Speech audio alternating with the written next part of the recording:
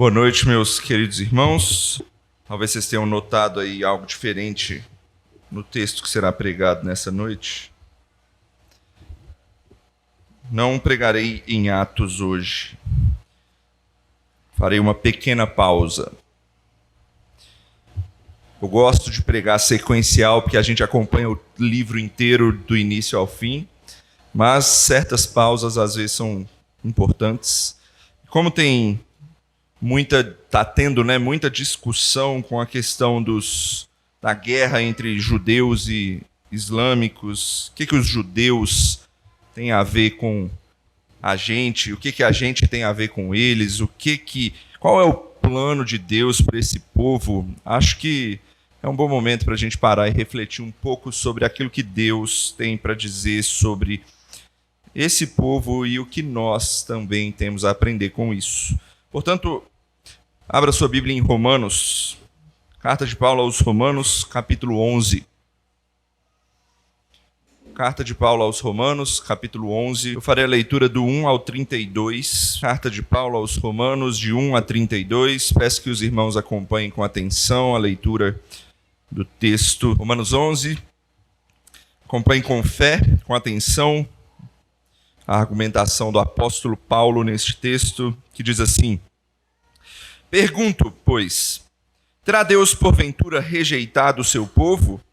De modo nenhum, porque eu também sou israelita da descendência de Abraão, da tribo de Benjamim.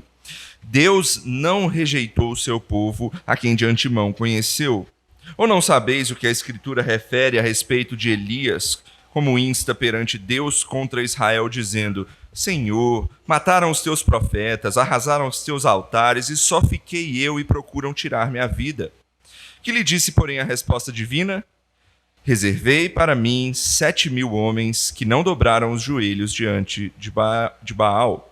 Assim, pois, também agora, no tempo de hoje, sobrevive um remanescente segundo a eleição da graça. E se é pela graça, já não é pelas obras. Do contrário, a graça já não é graça. Que diremos, pois? O que Israel busca, isso não conseguiu, mas a eleição o alcançou, e os mais foram endurecidos. Como está escrito, Deus lhes deu espírito de entorpecimento, olhos para não ver e ouvidos para não ouvir, até o dia de hoje. E diz Davi: torne-se-lhes a mesa em laço e armadilha, em tropeço e punição. Escureçam-se-lhes os olhos, para que não vejam e fiquem para sempre encurvadas as suas costas. Pergunto, pois, porventura tropeçaram para que caíssem? De modo nenhum. Mas pela sua transgressão veio a salvação aos gentios, para pô-los em ciúmes. Ora, se a transgressão deles redundou em riqueza para o mundo e seu abatimento em riqueza para os gentios, quanto mais a sua plenitude. Dirijo-me a vós outros que sois gentios. Visto, pois, que eu sou apóstolo dos gentios, glorifico o meu ministério, para ver se de algum modo posso incitar a emulação do meu povo e salvar alguns deles. Porque se o fato de terem sido eles rejeitados trouxe reconciliação ao mundo, que será o seu restabelecimento, se não vida dentre os mortos? E se forem santas as primícias da massa, igualmente o será a sua totalidade. Se for santa a raiz, também os ramos o serão. Se, porém, alguns dos ramos forem quebrados, e tu, sendo oliveira brava, foste enxertado em meio deles e te tornaste participante da raiz e da seiva da oliveira, não te glories contra os ramos. Porém, se te gloriares, sabe que não és tu que sustentas a raiz, mas a raiz a ti.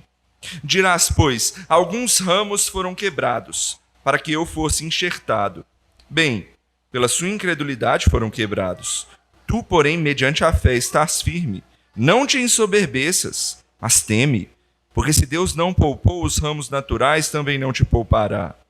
Considerai, pois, a bondade e a severidade de Deus. Para com os que caíram, severidade. Mas para contigo, a bondade de Deus, se nela permaneceres. De outra sorte, também tu serás cortado. Eles também, se não permanecerem na incredulidade, serão enxertados, pois Deus é poderoso para os enxertar de novo. Pois se fosse cortado daqui por natureza era oliveira brava, e contra a natureza enxertado em boa oliveira, quanto mais não serão enxertados na sua própria oliveira aqueles que são ramos naturais. Porque não quero, irmãos, que ignoreis este mistério, para que não sejais presumidos em vós mesmos, que veio endurecimento em parte a Israel, até que haja entrado a plenitude dos gentios, e assim todo o Israel será salvo. Como está escrito, virá de Sião o libertador, e ele apartará de Jacó as impiedades. Esta é a minha aliança com eles, quando eu tirar os seus pecados. Quanto ao evangelho, são eles inimigos por vossa causa. Quanto, porém, à eleição, amados por causa dos patriarcas. Porque os dons e a vocação de Deus são irrevogáveis. Porque assim como vós também outrora fostes desobedientes a Deus, mas agora alcançastes misericórdia à vista da desobediência deles, assim também estes agora foram desobedientes, para que igualmente eles alcancem misericórdia à vista da que vos foi concedida. Porque Deus a todos encerrou na desobediência a fim de usar de misericórdia para com todos. Até aí a palavra de Deus. Oremos. Santo Deus, faça-nos entender a Tua palavra, aprender dela e entender cada vez melhor o Teu plano para glorificarmos mais e mais a Ti, pois o Senhor é merecedor de toda honra e louvor. É o que nós pedimos no nome de Jesus. Amém. No dia 7 de outubro desse ano, num sábado, no dia de descanso judaico, o mundo ficou chocado com o ataque do grupo terrorista islâmico Hamas contra os judeus. Quem viu as notícias aí, viu vários mísseis, bombas foram jogadas, um ataque foi coordenado, utilizando até drones, retroescavadeiras para quebrar os muros, invasores por terra, por céu, por mar, de toda forma possível. E matando inocentes, sequestrando inocentes, realizando maldades inimagináveis, e guerra é isso. E assim a guerra reacendeu naquela região e judeus, mais uma vez, têm que pegar em armas para lutar. Com tudo isso, e sendo os judeus o povo escolhido lá do Antigo Testamento, tem muita gente que começa a dizer, são os sinais do fim. Que algo espiritual está para acontecer. Um apocalipse está chegando. O fim do mundo é iminente. Será que isso é um sinal? Será que é isso mesmo que a gente tem que aprender desse acontecimento? Não é melhor a gente olhar para a Bíblia? O que a Bíblia diz a respeito do assunto, a respeito dos judeus hoje? E o que nós temos de fazer frente a isso?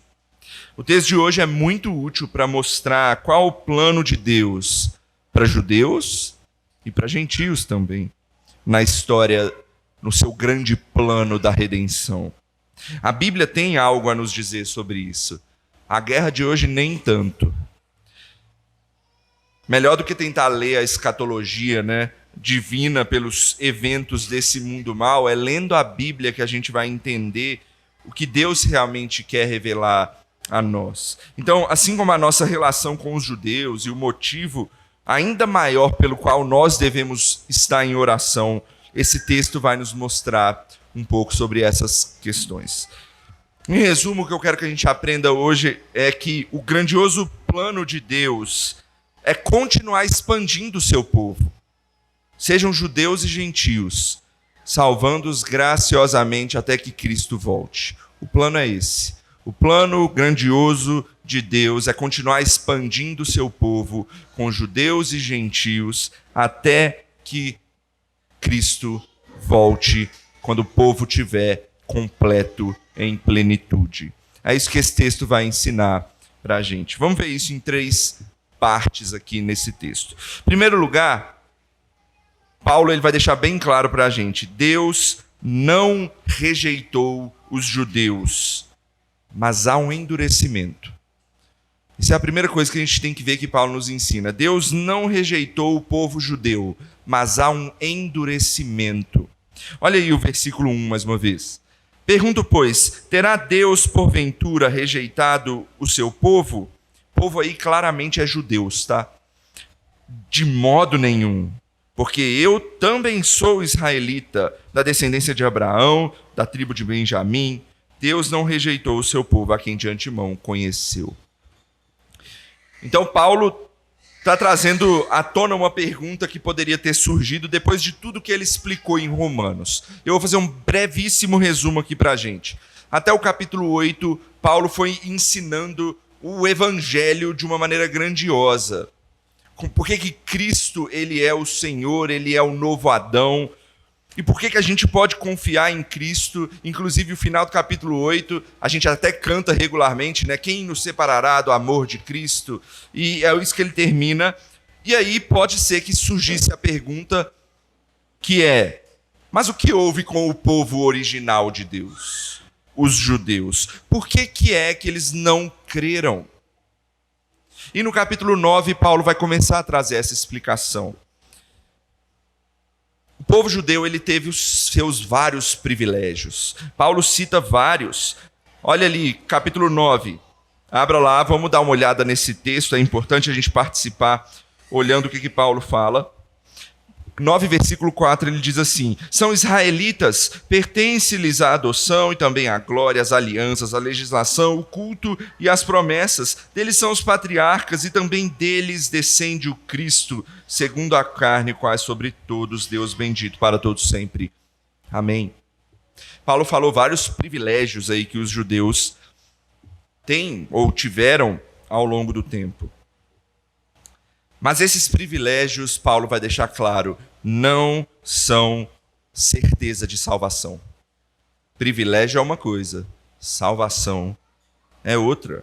Salvação é unicamente pela graça, mediante a fé no Messias.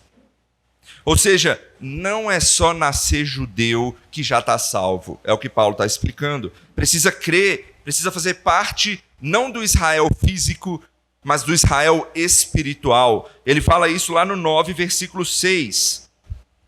Dá uma olhada lá, 9, versículo 6. E não pensemos que a palavra de Deus haja falhado, porque nem todos os de Israel são de fato israelitas. Nem por serem descendentes de Abraão são todos seus filhos.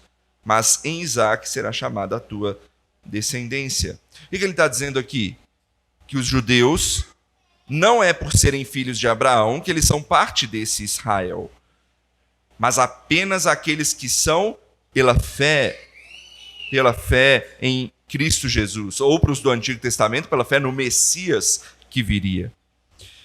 Então, depois disso, Paulo passa a mostrar no capítulo 9 uma parte extensa aí dele falando que Deus não é injusto por essa escolha que ele faz, porque ele é Deus soberano sobre a criação. Mas Paulo ele dá uma explicação importante. Deus rejeitou, ou melhor, endureceu o coração dos judeus. Por quê? Porque eles mesmos foram desobedientes. Se você lê o Antigo Testamento, você vai ver a derrocada dos judeus ao longo do tempo. Tem sempre aqueles que creem, tem sempre ápices bons, mas grande parte do tempo é judeu, o povo de Deus indo de mal a pior, caindo em pecado. E Paulo explica isso no fim do capítulo 9 e no início do capítulo 10. E Paulo ele dá mais um argumento no final do capítulo 10, dizendo que não foi por falta de oportunidade. Por quê? Porque eles ouviram a pregação do Evangelho, ouviram sobre o Messias. O Antigo Testamento ensina sobre o Messias o tempo inteiro, que a salvação é nele pela graça mediante a fé. Isso está no restante do capítulo 10, essa prova. Então a gente chega no capítulo 11. Depois de toda essa explicação, a pergunta vem: terá Deus, porventura, rejeitado o povo judeu? Depois de todas as promessas feitas, das alianças com os patriarcas, com Davi, com os profetas, será que Deus cansou e rejeitou definitivamente esse povo? E Paulo responde: de modo nenhum. Não. E como é que ele prova isso? Ele diz: olhem para mim, eu sou judeu. Eu sou judeu lá da tribo de Abraão, da tribo de Benjamim, descendente de Abraão, da tribo de Benjamim, né? Ele diz. Ou seja, eu estou fazendo parte desse povo da graça. Eu e mais alguns que creram somos exemplos de que Deus não rejeitou esse povo. Querem uma prova disso? Aí ele vai lá mostrar isso no Antigo Testamento. Olha lá a partir do final do versículo 2, agora no capítulo 11, de volta. Ele diz: ou não sabeis que a Escritura se refere a respeito de Elias, como insta perante Deus contra Israel, dizendo: Senhor, mataram os teus profetas, arrasaram os teus altares, e só eu fiquei, e procuram tirar minha vida. Que lhe disse, porém, a resposta divina? Reservei para mim 7.000 homens que não dobraram os joelhos diante de Baal. Assim, pois, também agora, no tempo de hoje, sobrevive um remanescente segundo a eleição da graça. Paulo, então, ele usa de ilustração uma história que está lá em 1 Reis 19, na época do profeta Elias, em que Elias, ele fala para Deus assim: Deus, olha o teu povo. Ele está falando dos judeus. Olha o teu povo. Eles estão matando os profetas. Eles estão arrasando os altares de sacrifício para a adoração do Senhor. Senhor, só sobrei eu. Não tem mais ninguém que presta nesse povo. O Senhor está rejeitando o seu povo, é isso? Isso lá no Antigo Testamento, na época de Elias. Surgiu a mesma pergunta. E qual foi a resposta de Deus? Não. Há um remanescente que ainda é fiel. Você não pode ver, mas eu salvei pela graça. Muitas vezes a gente acha que a salvação, a gente tem que estar vendo ela, né? Eu estou vendo, aquele ali é salvo mesmo. Aquele ali não é não. A gente não sonda corações.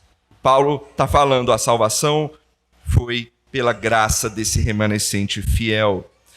E Paulo continua, olha como é que ele aprofunda isso, versículo 6. E se é pela graça, já não é pelas obras. Do contrário, a graça já não é graça. Ou seja, o remanescente fiel não pode ter sido salvo pelo que ele fez. É pela graça, é da mesma forma. Tanto no Novo quanto no Antigo Testamento, salvação é pela graça mediante a fé. A única diferença é que no Antigo Testamento é mediante a fé no Messias que viria. No Novo Testamento é no Messias que já veio em Cristo Jesus. E outra coisa que Paulo está dizendo aqui é que a metodologia de salvação é a mesma para judeus e para gentios. É graça mediante a fé. E o que é que isso tem a ver?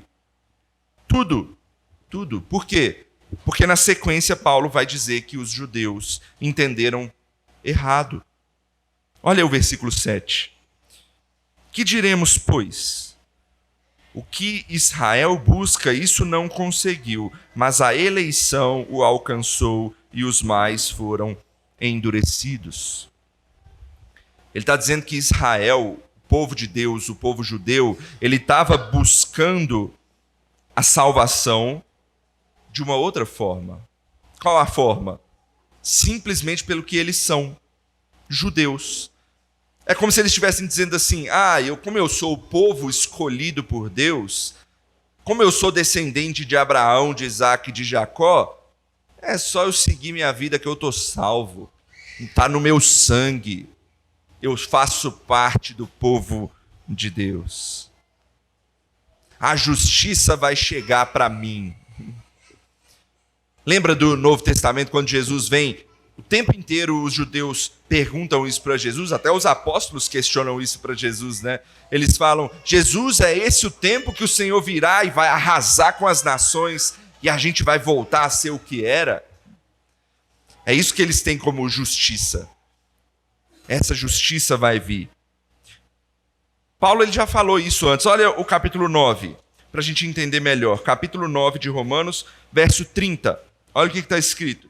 Que diremos, pois? Que os gentios que não buscavam a justificação vieram a alcançá-la, todavia o que decorre da fé. E Israel, que buscava a lei de justiça, não chegou a atingir essa lei. É isso que eu estou explicando aqui. Eles achavam que simplesmente por serem judeus, por serem parte do povo, Deus viria justamente e acabaria com as nações e os faria povo dele reinar sobre a terra. O Messias ia fazer isso. Mas Paulo diz que não, olha o verso 32 do capítulo 9. E por que eles não conseguiram isso? Por quê? Porque não decorreu da fé, e sim como que das obras. Tropeçaram na pedra de tropeço.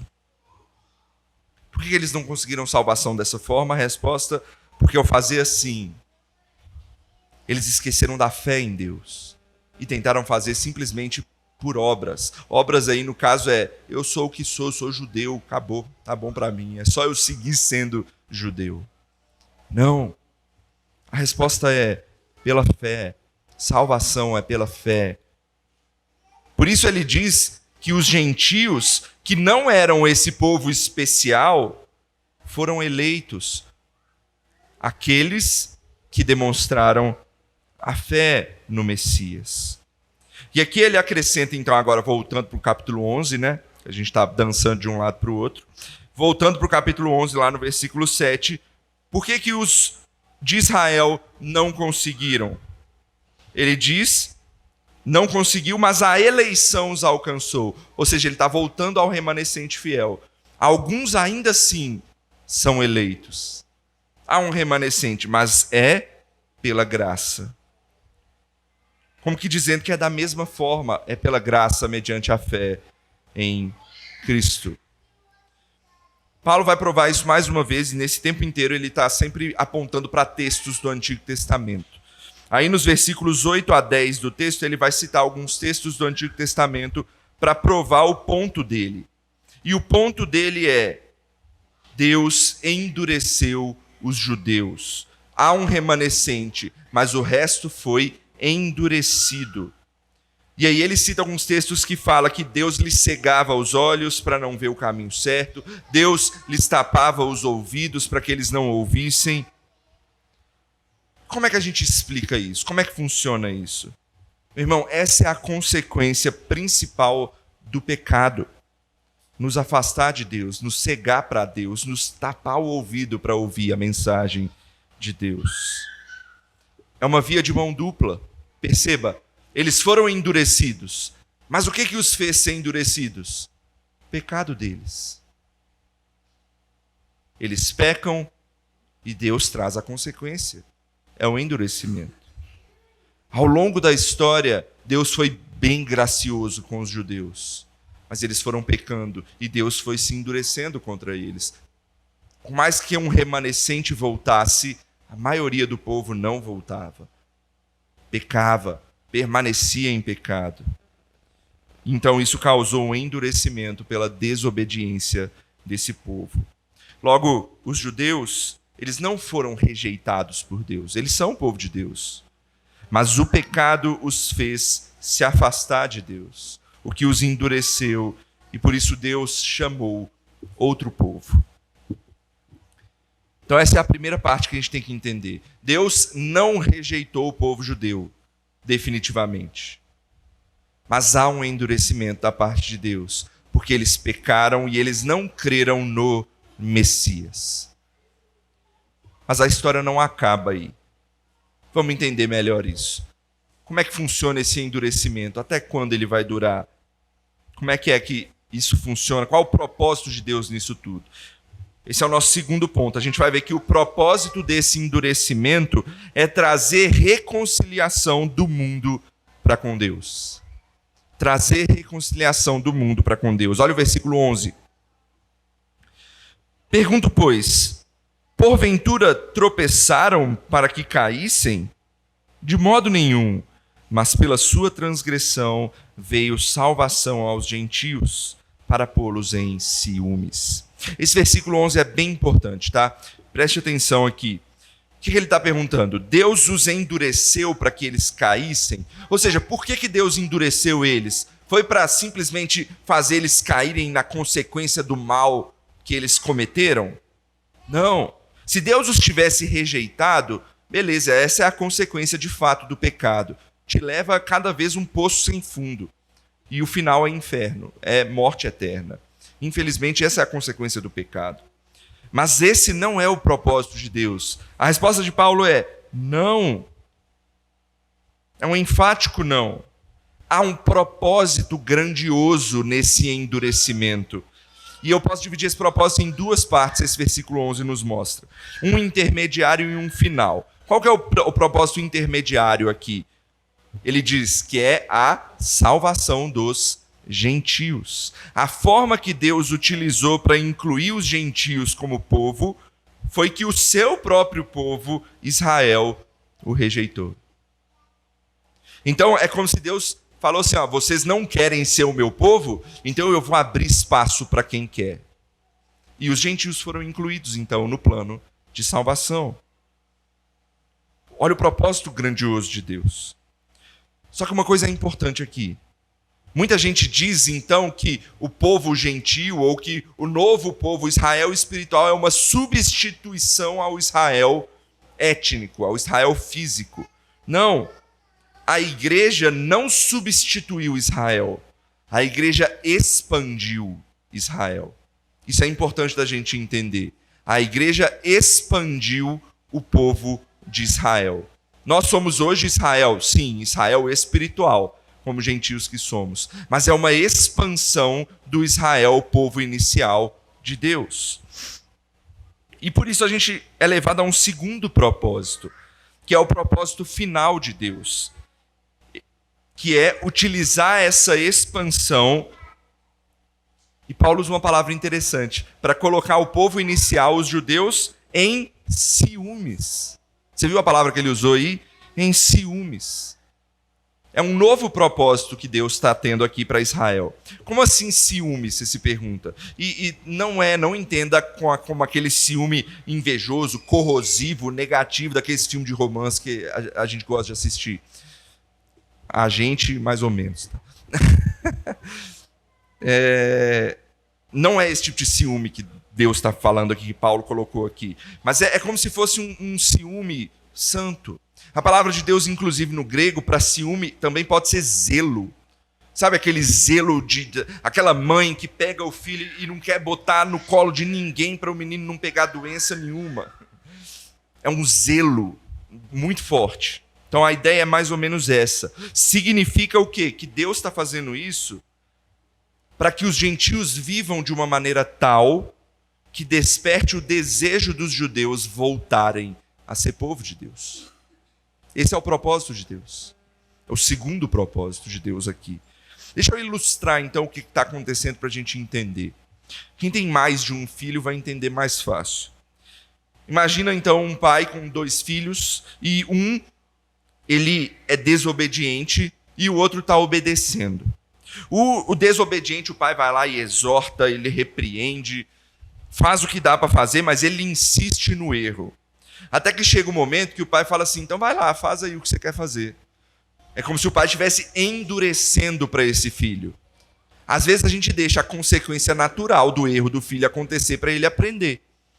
E então o pai vai e faz isso com esse filho desobediente. E obviamente esse filho vai e sofre as consequências do pecado dele.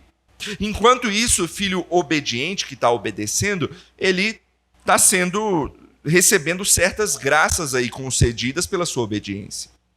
Qual que é a ideia? Isso causa ciúme no outro. Mas veja que não é um ciúme corrosivo, não é um ciúme para causar o mal do outro. Não, é um ciúme benéfico, para mostrar, tá vendo seu filho, esse filho aqui, seu irmão que está obedecendo? Olha como é que ele está se dando bem por isso.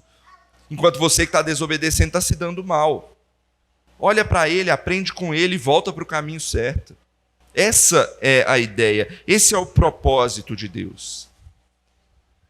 E o que gera esse propósito de Deus? Olha o tamanho da bênção que Paulo fala, versículo 12. Esse versículo é importante também. Ora, se a transgressão deles redundou em riqueza para representar todo o plano, a ilustração da videira. Vocês conhecem essa ilustração da videira que Paulo faz? Ela que ele vai começar agora no versículo 16 e vai até o versículo 20 e poucos. Olha o versículo 16, para a gente entender como é que Paulo vai ilustrar esse plano. E se forem santas as primícias da massa, igualmente o será a sua totalidade. Se for santa a raiz, também os ramos o serão. Vamos ir por partes. O plano mostra que a esperança é essa, de que Israel em algum momento será salvo e isso vai redundar em bênção para o mundo. E aí, primeiro ele vai citar uma pré-metáfora, né? Ele vai falar, se forem santas as primícias da massa, igualmente será a sua totalidade. Paulo está dizendo, as primícias, no caso, os patriarcas, lembra aí de Abraão, Isaac, Jacó, com quem Deus fez aliança e são os pais dos judeus?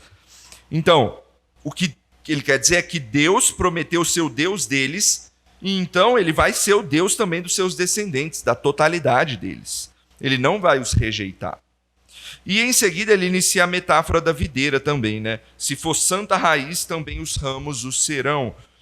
Que também é uma questão aos patriarcas, né? A raiz são os patriarcas e os ramos são os judeus descendentes. Até os judeus de hoje em dia também são esses ramos, né? E Paulo vai, inclusive, retomar isso lá no versículo 28. Olha o que ele diz no versículo 28 do nosso capítulo 11. Quanto ao evangelho, são eles inimigos por vossa causa. Quanto, porém, à eleição, amados por causa dos patriarcas. É isso que ele está dizendo. Os patriarcas são a raiz dessa videira. E eles são os ramos. Só que olha como é que Paulo continua a ilustração para a gente entender o que aconteceu na história. Verso 17. Se, porém, alguns dos ramos foram quebrados, os ramos dos judeus, alguns foram quebrados pela sua desobediência. Tu, ele está falando com os gentios, sendo oliveira brava é uma oliveira selvagem, uma outra oliveira de longe, vamos chamar de oliveira má, não é a oliveira do povo de Deus. Ele continua, tu, porém, sendo oliveira brava, foste enxertado em meio deles e te tornaste participante da raiz e da seiva da oliveira. A ilustração aqui fica clara, né? Deus está pegando os gentios, que são de outra árvore, não é nem da videira, é da oliveira, são de outra árvore, está enxertando ali na videira. E eles agora se tornam parte da raiz. Ou seja, os gentios agora são o povo de Deus. Isso é claro. É o mesmo povo. Tá? Tem um ensino maléfico na igreja hoje que se chama dispensacionalismo, que fala que Deus tem dois povos, os gentios e os judeus, e são diferentes. Não, Deus tem um povo só, que está lá na videira. Os judeus, que são os naturais, e os gentios, que são enxertados para fazer parte desse mesmo povo. É isso que ele está dizendo no versículo 17. E aí ele vai fazer uma exortação agora aos gentios. Olha o verso 18. Não te glorie contra os ramos. Porém, se te gloriares, sabe que não és tu que sustenta a raiz, mas a raiz a ti. Dirás, pois, alguns ramos foram quebrados para que eu fosse enxertado. Nem pela sua incredulidade foram quebrados. Tu, porém, mediante a fé estás firmes. Não te ensoberbeças, mas teme, porque se Deus não poupou os ramos naturais, também não te poupará. A ideia é que, naquela época, os gentios estavam desdenhando dos judeus. Vocês foram esquecidos por Deus. Talvez na igreja de Roma, para quem Paulo estava escrevendo essa carta, que tinha tanto judeus quanto gentios, estava tendo essa rixa entre judeus e gentios. E Paulo está falando, não, nenhum deve se gloriar sobre o outro. E vocês, gentios, não se gloriem porque vocês foram incluídos agora e aparentemente os judeus foram esquecidos. Não. Eles são a raiz, eles tiveram os seus privilégios, eles também são povo de Deus. E aí Paulo conclui, olha o verso 22. Considerai, pois, a bondade e a severidade de Deus. Para com os que caíram, severidade, mas para contigo a bondade de Deus, se nela permaneceres, de outra sorte tu também serás cortado. Deus foi severo com os judeus no sentido de atribuir a consequência ao pecado deles. Mas se os gentios não ficarem espertos e caírem na mesma, eles também vão ser cortados nesse sentido. E, inclusive, Deus, Paulo fala agora no verso 23 e 24, que Deus pode reenxertar os judeus. Ele diz que se eles deixarem de ser incrédulos no Messias, ou seja, se eles crerem em Cristo Jesus, eles são ramos naturais, é muito mais fácil de reenxertar eles na videira do que os gentios que eram até de outra árvore. Essa é a ideia de Paulo. Então, para resumir todo esse ponto, O que temos aqui é o propósito de Deus para esse plano todo. Deus endureceu os judeus? Sim, mas com um propósito glorioso de fazer o seu povo expandir, trazendo nós, gentios, para fazer parte desse povo. Mas não para por aí, o plano, o propósito de Deus é maior. Os judeus vão ficar em ciúmes e Deus quer então que eles percebam que o plano envolve a fé em Cristo Jesus. E assim os judeus devem voltar. E em Cristo Jesus seremos um só povo. É por isso que a gente deve orar e testemunhar de Cristo Jesus. A gentios e a judeus, para que o plano de reconciliação de Deus com os homens pecadores seja cumprido. Então a gente viu até agora que Deus não rejeitou Israel, houve um endurecimento, mas esse endurecimento teve um propósito grandioso para que o povo de Deus fosse expandido. E quando isso acontecer, como é que vai ser? É o que a gente vai ver agora. É o nosso terceiro e último ponto, que a gente deve continuar a orar e testemunhar até que a plenitude do povo de Deus seja chamada e então estaremos com Cristo, nosso Salvador. Essa é a última coisa que a gente tem que ver. Olha o versículo 25.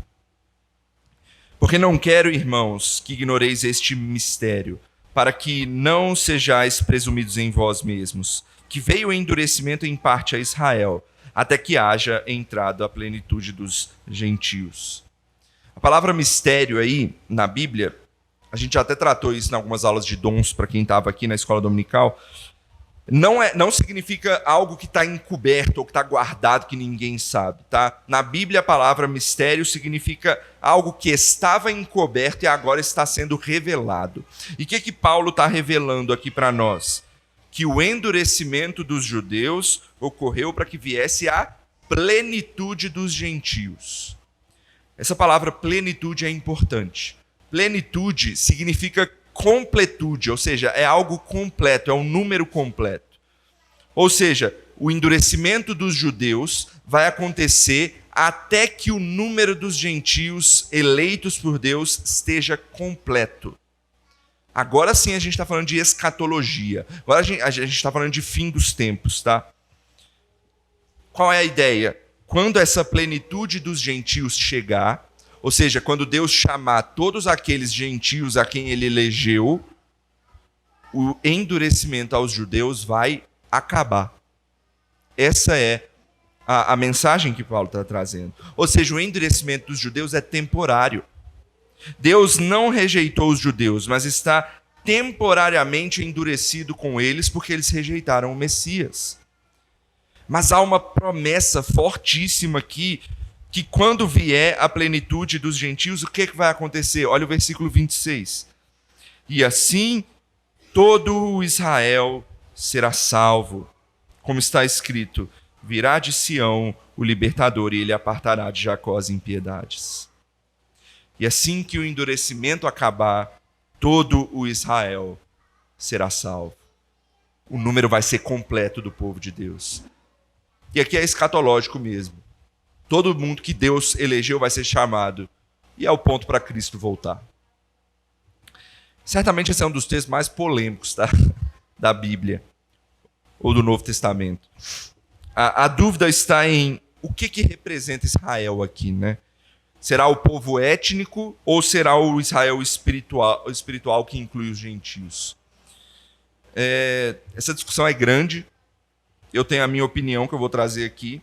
Eu acho que é o Israel étnico, por alguns motivos. Mas muitos dizem que é o Israel espiritual porque não abre margem para dúvidas dizer que é o Israel espiritual. Porque se Deus está falando do Israel espiritual, ele está falando da completude dos eleitos, está falando de todo mundo que vai ser eleito. E assim que os eleitos forem completos, Cristo volta. Então não dá dúvida. Por isso que muita gente escolhe essa opção. Só que a gente não tem que escolher a opção pelo que é mais fácil ou mais difícil, né? É pelo que o texto diz. Então, eu creio que é o Israel étnico por vários motivos. Primeiro, no capítulo 11, toda vez que Paulo usa a palavra Israel, ele está se referindo ao Israel étnico. Todas as vezes. Segundo, No próprio versículos 25 e 26, Paulo está argumentando, com Israel é assim, com os gentios é assim. Aí ele conclui no 26 usando a palavra Israel. Por que agora é todos? E não é só o étnico? Aparentemente o argumento continua. Ele está falando do Israel étnico. E por fim, no próprio versículo 26, ele usa como prova um texto lá do Antigo Testamento que fala de Jacó, chama o povo de Jacó. Claramente uma forma de ser um indicativo falando do Israel étnico. Enfim, tirando a discussão teológica aqui, né, exegética, qual é o problema de se dizer que é o Israel étnico? O problema é a palavra todo. Muita gente abriu margem para dizer que se é todo Israel étnico aqui, o físico, que vai ser salvo, estão dizendo que todos os judeus, por serem povo de Deus, um por um, vai ser salvo no final dos tempos. Ou seja, Deus elegeu o povo judeu simplesmente por ser judeu. Muita gente caiu nesse problema, nessa interpretação. E isso é um problema, tá? Não a gente não precisa chegar nessa conclusão. Tem uma conclusão muito mais simples e que faz muito mais sentido com o texto. No versículo 25 ele falou então que quando chegar a plenitude dos gentios, vai haver uma conversão maciça de judeus. E aí ele fala, e todo Israel será salvo. Ou seja, a palavra todo aí é a plenitude de Israel também. É a mesma coisa. Ou seja, dentre os de Israel, todo aquele que foi eleito vai ser salvo. A ideia é essa. Então deixa eu explicar para vocês o caminho que a gente percorreu até aqui para a gente entender o plano de Deus. Deus chamou os judeus. Lá atrás, Gênesis, Abraão. Alguns foram salvos pela graça, mediante a fé. Outros rejeitaram a Deus. E assim Deus os endureceu. E isso levou a Deus a incluir os gentios no plano de salvação. Deu-se início, então, ao Israel espiritual. Todo gentio que crê pela graça, pela fé, né, mediante a fé, vai ser salvo. Então, assim que o número dos gentios chegar à sua plenitude, forem eleitos, ou todos os eleitos forem chamados dentre os gentios, o que vai acontecer? Um grande chamamento dos judeus. E assim, todo Israel, ou seja, a plenitude também dos judeus, será salva. Ou seja, vai completar tanto os gentios quanto os judeus, e todo o povo de Deus vai ser chamado e salvo. Isso quer dizer, então, que o Redentor de Sião virá, Cristo voltará e apartará todo o pecado do povo e fará todas as coisas novas. Esse é o plano de Deus, para judeus e para gentios. Ou seja, a aliança de Deus com os judeus permanece. Mas a com os gentios também em Cristo Jesus. Em algum momento, ele vai chamar todos os gentios, todos os judeus, e Cristo voltará. Mas tem algo importante. E os judeus hoje, então? Como é que a gente faz? Por que a gente olha para eles? Paulo diz também, olha o versículo 28. Ele está falando dos israelitas, dos judeus. Quanto ao evangelho, são eles inimigos por vossa causa. Por quê? Porque eles não creem no Messias. Hoje, judeu não é irmão, judeu é inimigo. Porque ele não crê no Messias. Tá? É isso que Paulo está dizendo. Só que tem o outro lado da moeda. Ele continua. Quanto, porém, à eleição, amados por causa dos patriarcas, porque os dons e a vocação de Deus são irrevogáveis. Então, meus irmãos, a gente tem que amar o povo judeu também. Ainda que eles sejam inimigos de Cristo por não crerem nele, eles ainda são um povo de Deus e um dia Deus vai os chamar de volta. E o texto diz que isso vai redundar em bênção para o mundo todo. Esse é o plano de Deus para judeus e para gentios. Um dia, judeus e gentios, a videira completa, composta pela raiz, pelos seus ramos, sejam naturais, sejam enxertados, sejam reenxertados. Essa árvore bela, colorida, bonita, o povo completo de Deus vai estar pronto e Cristo vai retornar para buscar esse povo, para Ele E a gente vai viver, então, num reino de Cristo definitivo e pleno, em novos céus e nova terra. Aí você se pergunta, o que isso tem a ver com a guerra de Israel e Hamas? Eu é que pergunto para quem diz. A guerra não diz muita coisa sobre o fim dos tempos para a gente. Não pense nisso. Isso é uma coisa do nosso tempo. O pecado traz guerra de diversas formas. Mas sabe uma coisa que tem a ver com o fim dos tempos? A nossa fidelidade à missão que Cristo nos deu de testemunhar o Evangelho nesse mundo. Porque quanto mais a gente testemunha, quanto mais o povo de Deus se expande, mais próximo a gente está desse povo estar em plenitude e de Cristo retornar. Você quer que Cristo volte, meu irmão? Pregue o Evangelho para que o povo dele esteja completo. Essa é a nossa oração. É isso que a gente tem que correr atrás. Obviamente, a gente pode orar pelos judeus hoje, na guerra. Claro, a gente ora por paz. A gente leu o Salmo 122 durante o culto hoje. É um salmo de oração por aquele povo. O versículo lá que diz, ore por paz em Jerusalém. A gente tem que orar por paz contra a maldade, contra o mal nesse mundo. Mas a nossa maior oração tem que ser para que Deus nos capacite a testemunhar o Evangelho de Cristo Jesus a esse mundo, para judeus e para gentios, até que Ele volte e vivamos eternamente com Ele. Essa tem que ser a nossa maior oração. Vamos orar então? Senhor, obrigado por este texto tão elucidativo, por essa revelação que o Senhor nos deu por meio do apóstolo Paulo. E obrigado a Deus, porque o Senhor nos chamou como povo, nos enxertou como gentios na videira, e o Senhor tem um plano para esse povo. E os judeus não foram esquecidos, eles também entrarão. Mas sabemos, ó Deus, que esse plano, ele tem por base a fé no Messias, a fé em Cristo Jesus. Ó Deus, se alguém aqui tem uma dúvida a respeito da fé em Cristo Jesus, que o Senhor, ó Deus, traga elucidação para essa pessoa. Que ele entenda que Cristo é o Salvador. É só por Ele que nós podemos nos chegar ao Senhor. Ele é o caminho, a verdade e a vida. Por isso nós oramos pelos judeus também, para que eles entendam que eles precisam de Cristo. Eles precisam do Messias, eles precisam do Deus judeu, o Deus que veio deles. Mas eles precisam dele, da fé nele para serem salvos também. E nos use, ó Deus, como instrumentos do Senhor para pregar o teu evangelho e alcançar todo aquele que ainda não entendeu essa mensagem. Para que, assim que o seu povo estiver completo, o Senhor volte e faça nova todas as coisas. Esse é o nosso desejo, é isso que nós almejamos. No nome de Cristo Jesus oramos.